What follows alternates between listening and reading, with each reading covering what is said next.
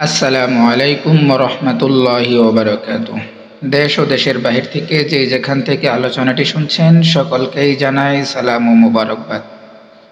গুরুত্বপূর্ণ একটি বিষয় নিয়ে আলোচনা করার জন্য উপস্থিত হয়েছি। বিষয়টি হচ্ছে, আমরা যে দৈনন্দিন ৫ ওয়াক্ত নামাজ কিংবা বিভিন্ন ইবাদতের জন্য উযু করে থাকি, এই উযুর কয়েকটি ফরজ বিধান রয়েছে।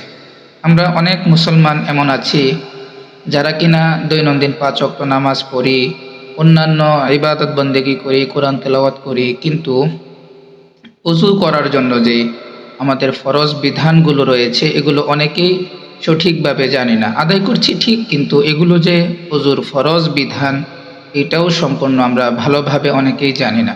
তো আসুন কথা না বাড়িয়ে আমরা আজকে উযুর যে বিধানগুলো, ফরজ বিধান আছে, এই বিধানগুলো নিয়ে আলোচনা করব ইনশাআল্লাহ। ওয়া মা তাওফীকি ইল্লা বিল্লাহ। উযুর মধ্যে মোট ৪টি ফরজ বিধান রয়েছে। আমি আবারও বলছি, উযুর মধ্যে মোট ৪টি ফরজ বিধান রয়েছে। অবশ্যই এই ৪টি বিধান মেনে আমাদের সকলকে ওযু সম্পূর্ণ করতে হবে। তন্মধ্যে একটি বিধান, আরও সুন্দর একটি বিষয় হচ্ছে যে এই ৪টি বিধান ফরজ করা হয়েছে সরাসরি আল্লাহ রাব্বুল আলামিন কোরআনের আয়াত নাজিল করেছেন।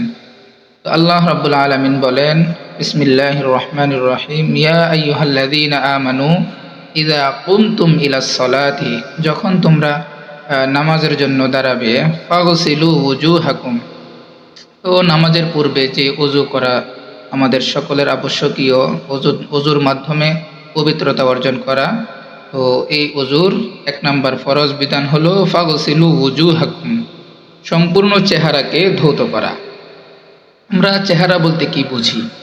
এখানে চেহারা বলতে বোঝানো হয়েছে একেবারে এই কপালের এখানে যে চুল থাকে, এই চুল থেকে শুরু করে থুতনির নিচ পর্যন্ত, এবং এই দিক থেকে উভয় কানের লতি পর্যন্ত। তাহলে আমার কপালের চুল থেকে এইভাবে রাউন্ড হয়ে ২ কানের লতি থেকে শুরু করে থুতনির নিচ পর্যন্ত, এই পূর্ণ সীমানাটা হচ্ছে আমার চেহারার অন্তর্ভুক্ত। তো ফাগসিলু উজুহাকুম, পূর্ণ চেহারাকে ধৌত করতে হবে।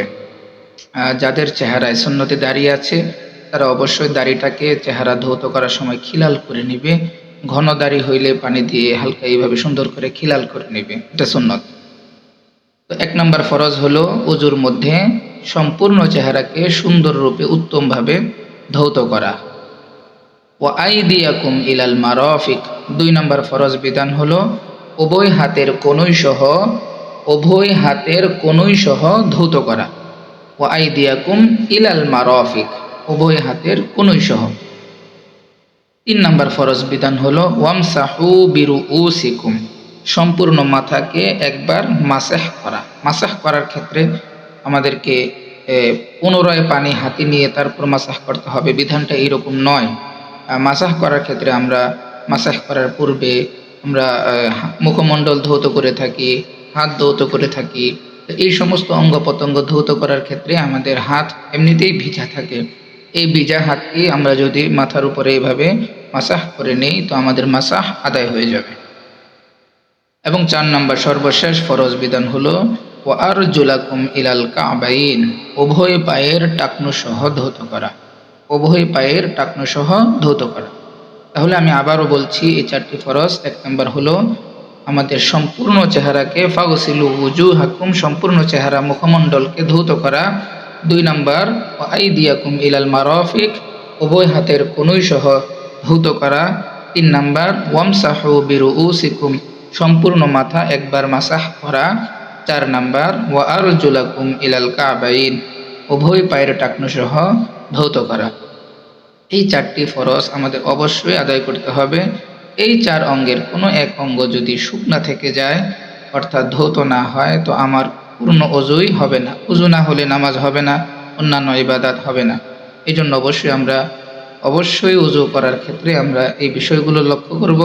আল্লাহ পাক আমাদের সকলকে উক্ত বিষয়গুলোর উপরে সঠিকভাবে মেনে আমল করার তৌফিক দান করুক, আমিন।